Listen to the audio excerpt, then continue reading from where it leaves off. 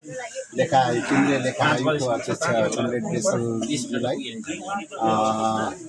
अझै मात्रै अब नेपाली कम्युनिस्ट पार्टीमा प्रवेश गर्नुभएका, नेकपा एमाले परित्याग गरी नेपाली कम्युनिस्ट पार्टीमा प्रवेश गर्नुभएका कमरेड अमिर गुरुङजी र हाम्रो पार्टीका केन्द्रीय सबैभन्दा कमरेडहरू, जसपाका आदरणीय मित्रहरू लगायत सबै आदरणीय सहभागी साथीहरू, आज नेकपा एमाले परित्याग गरेर कमरेड अमिर गुरुङ नेपाली कम्युनिस्ट पार्टीमा प्रवेश गर्नुभएको छ।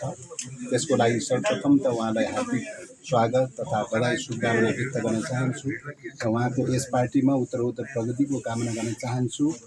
नेकपा एमालेको नेतृत्व टिमले उहाँलाई न्याय नगरे तापनि नेपाली कम्युनिस्ट पार्टी न्याय गर्न तयारी छ।